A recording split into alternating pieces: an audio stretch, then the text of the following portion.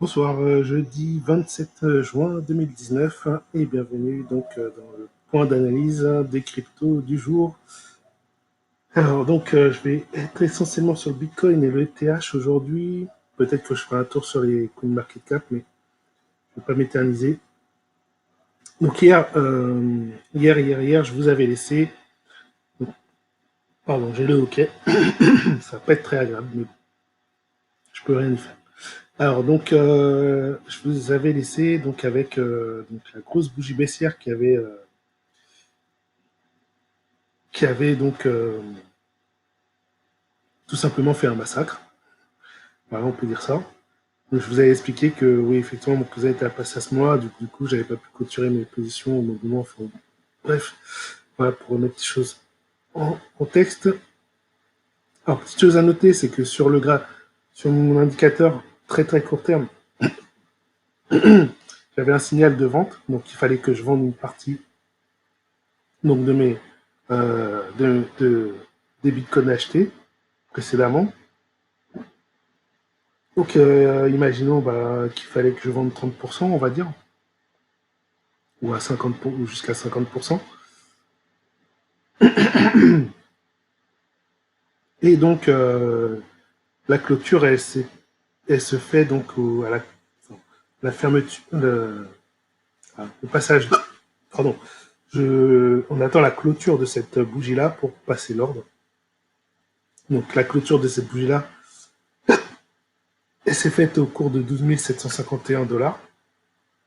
Donc, bien sûr, le temps de passer l'ordre et tout, ça bouge. Hein. Mais voilà, on est aux alentours de 12 700, 800 au moment du passage d'ordre. Si on le fait bien au moment de la clôture. Alors par contre là c'est traité à court terme, donc je vous montre ça en rétroactif, parce que tout simplement je peux pas vous le montrer en temps réel.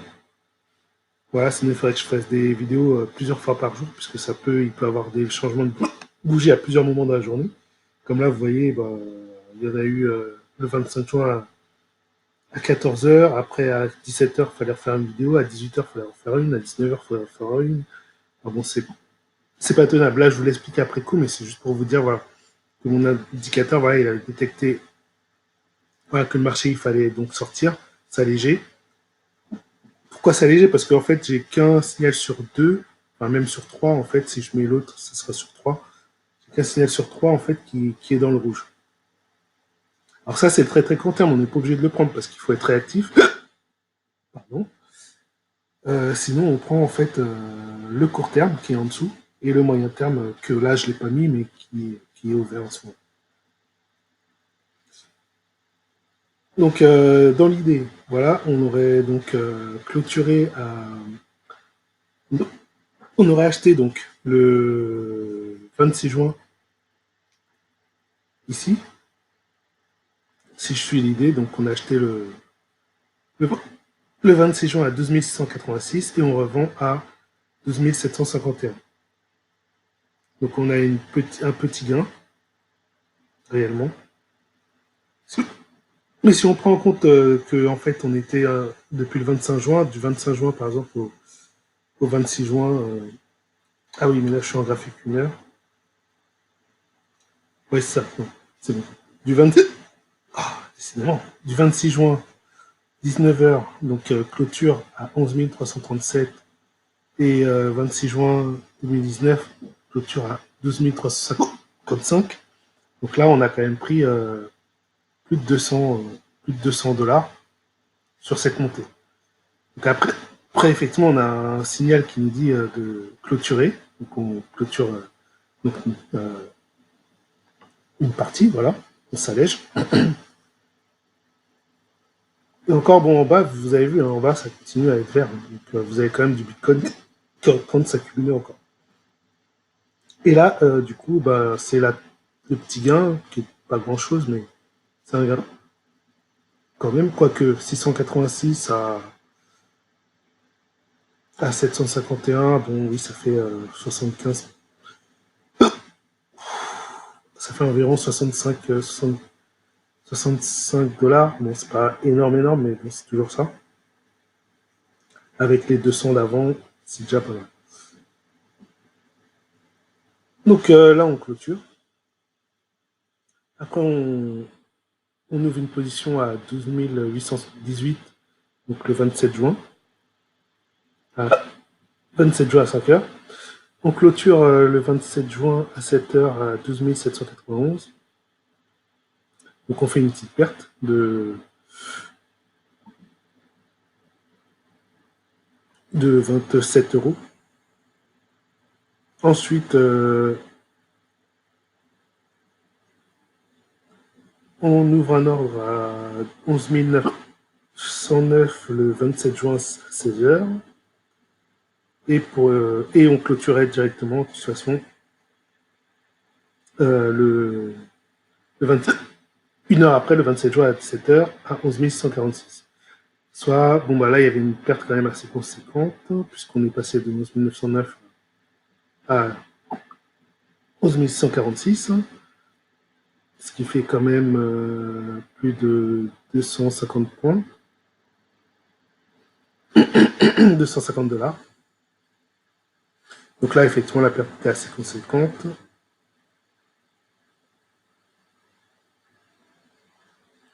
Et là, j'avais dit c'était combien?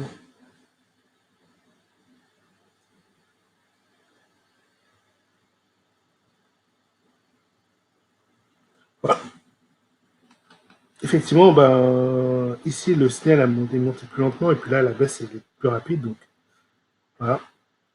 Alors, effectivement, ce qu'on peut noter, c'est que la baisse, quand même, elle a grappillé tous nos gains bah, depuis qu'on était dans ce fameux range qui a pris du temps, qui a pris quelques jours.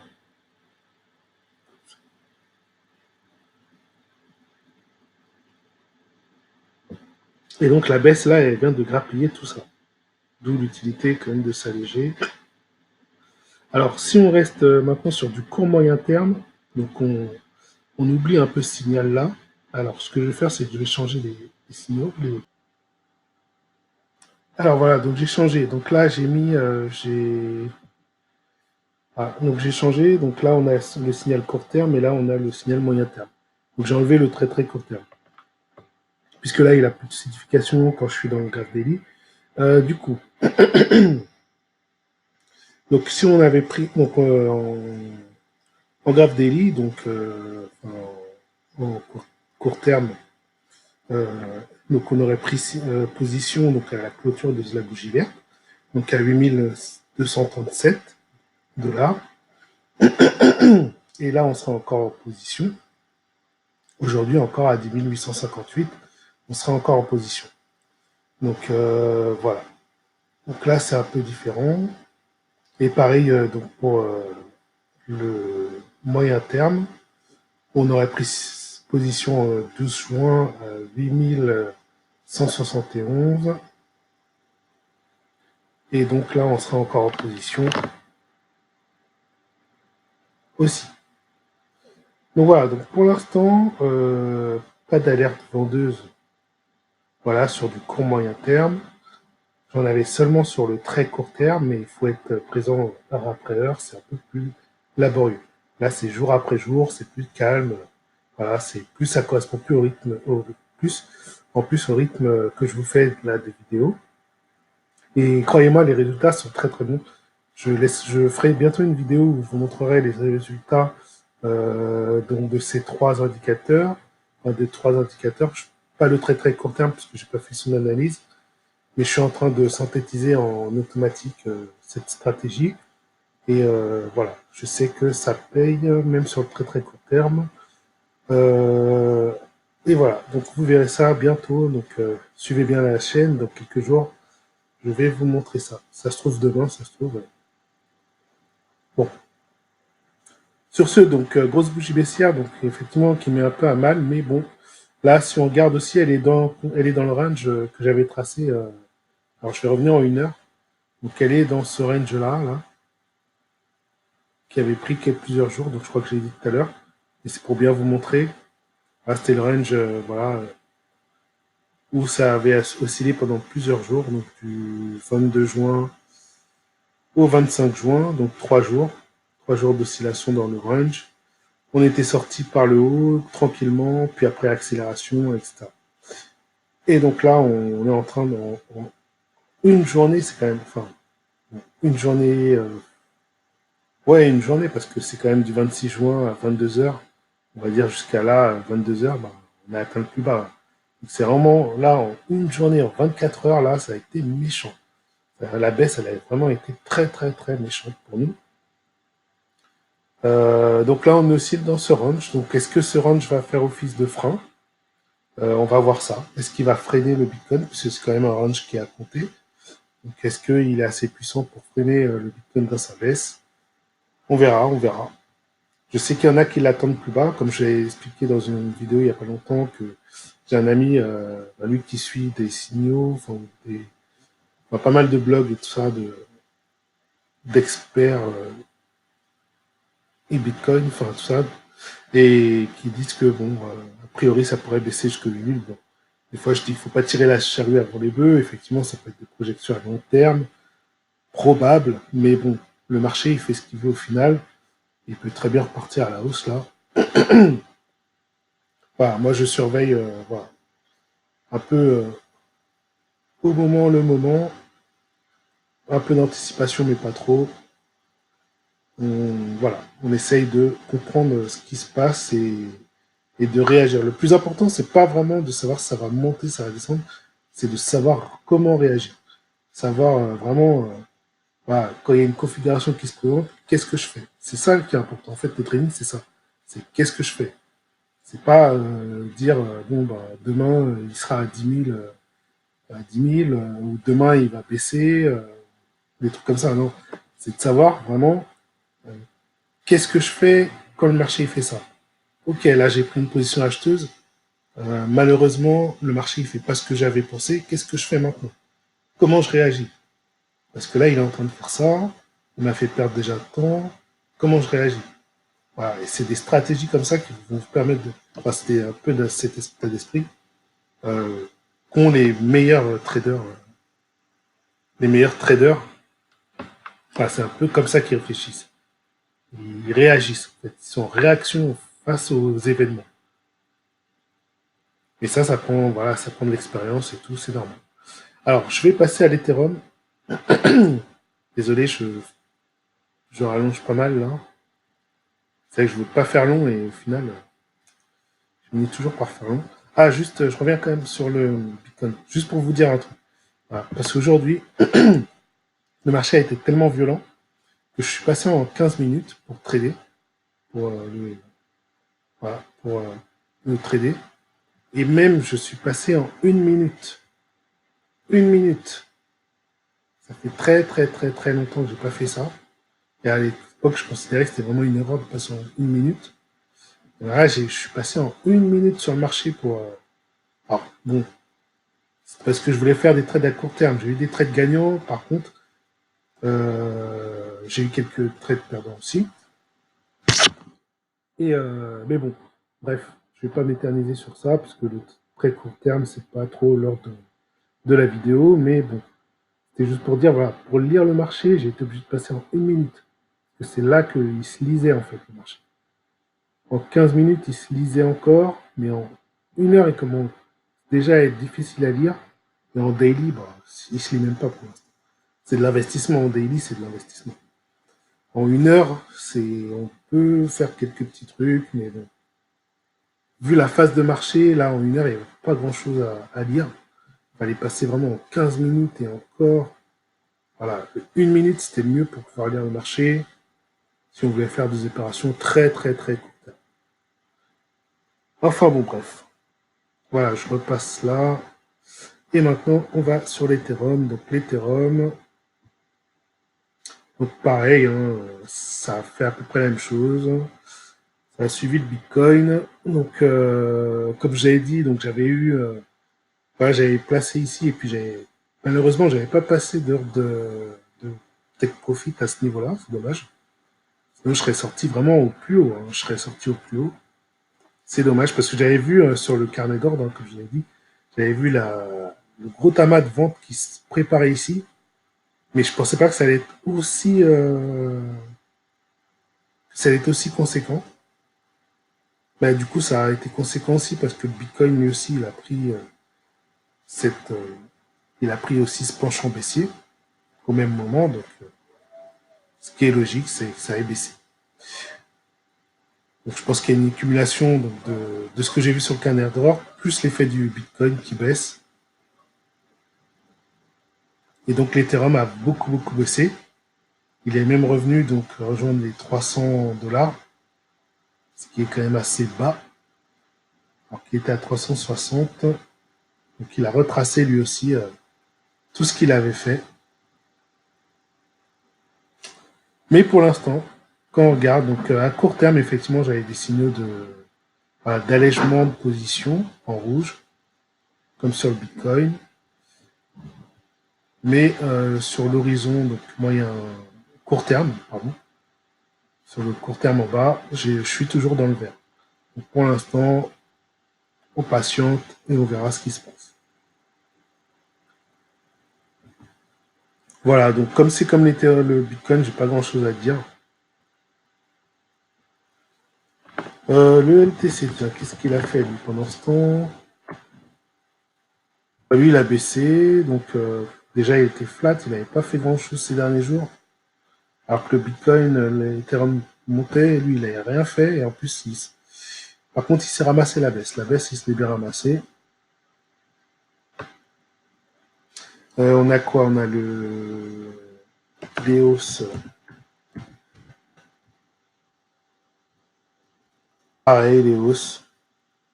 Il a même pas. Ouais, ouais. Il était déjà loin de ses plus hauts. Enfin, il était même pas arrivé encore à ses plus hauts déjà, comme j'avais dit l'autre jour. On a l'ETC, l'Ethereum classique. Et je pense que ça n'a pas dû faire grand chose. Enfin, précédemment. Ouais, il a un petit peu monté vite fait sur la dernière phase. Puis il est redescendu violemment. Le BNB, juste pour voir qu'est-ce qu'il fait. Est-ce que le BNB, lui, il se maintient? Ouais, il baisse, hein, mais il baisse, mais on voit que, vous voyez, avec les mèches, les grandes mèches comme ça de chaque côté, c'est que quand même, il se maintient. C'est pas une baisse catastrophique. Et d'ailleurs, il n'a pas occuré beaucoup de signaux de vent. Ah oui, là, c'est le. Là, il est en train d'occurer un signal de vent.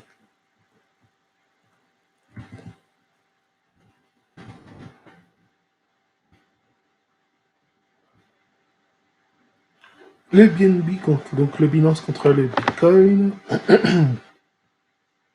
Donc le Binance a pris de l'ampleur, là ben, c'est normal puisque le Bitcoin a beaucoup baissé. Mais bon, il n'y a rien de particulier. Pour l'instant, on n'a pas de niveau d'achat. Le Zcash. Zcash, petite baisse, mais pas méchante. Mais en même temps, il n'a pas trop monté, il est stable. En ce moment, il est stable. Ah, le Monero. Oh, le Monero, il a bien baissé. Il avait quand même bien monté. Puis, ouais, il s'est ramassé avec, comme les autres. Euh, le ADA, le Cardano. Ouais, bon, ce genre de bullshit-là, bof, hein, pour l'instant, pas grand-chose à dire.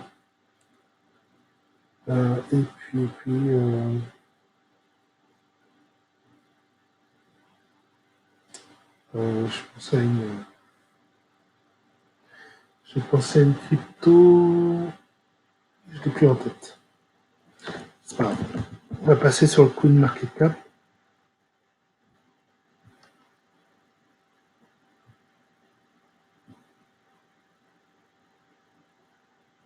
Tiens, mon petit order book. Ah bah tiens, sur le Bitcoin, avant de passer sur le CoinMarketCap, je vais profiter de tomber dessus. Donc là, sur l'order book, donc là, à court terme, on va mettre à 10%, 12, 10%. Donc là, on voit qu'il y a une stabilité quand même. Enfin, grosso modo, quand on regarde le graphique, bon, il y a quand même une petite stabilité entre la vente et l'achat.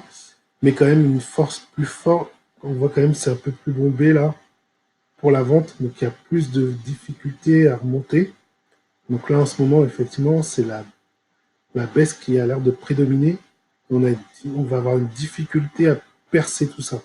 Et d'ailleurs quand vous regardez là, quand je déplace mon curseur, les pointillés, vous voyez que le pointillé de la vente est plus, voilà, il est plus à gauche, donc il est plus fort que la, que la verte à niveau équivalent.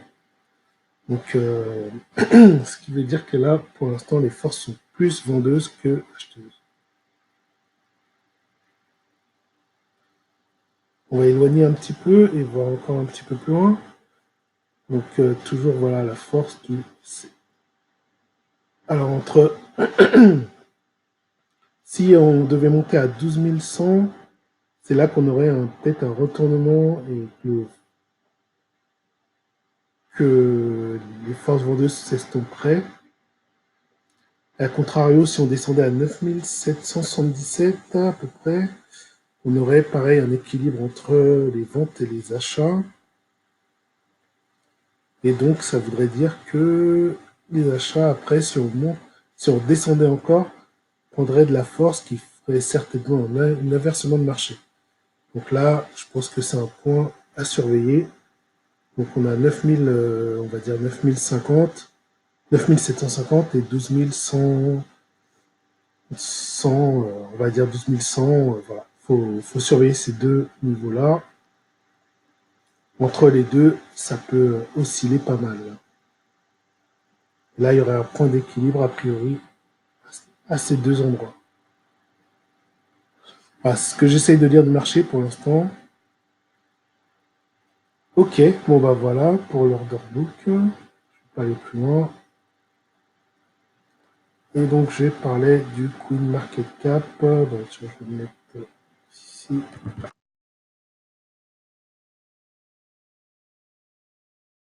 Donc Bitcoin en baisse, tout le monde en baisse, tout le monde baisse, baisse. Voilà. Le marché est baissier.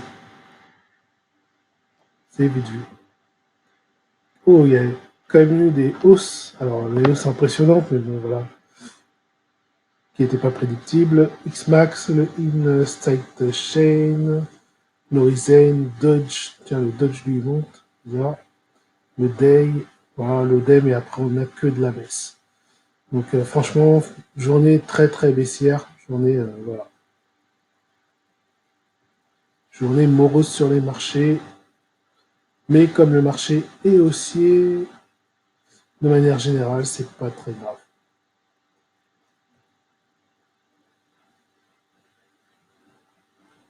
La capitalisation sur ces 7 derniers jours. Comme ça, on va bien voir ce qui s'est passé par rapport à aujourd'hui.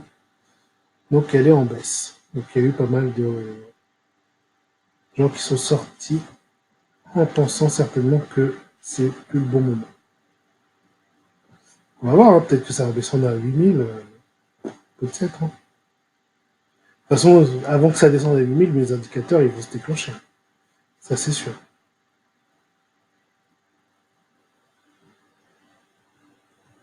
Voilà, la prédominance du Bitcoin n'est pas changée. Elle a un petit peu augmenté encore. Donc voilà. Et ben, fin de cette vidéo. Merci d'avoir écouté. Et puis, à bientôt pour demain, certainement pour la prochaine vidéo. On verra ce qui se passe sur le marché. Allez, ciao!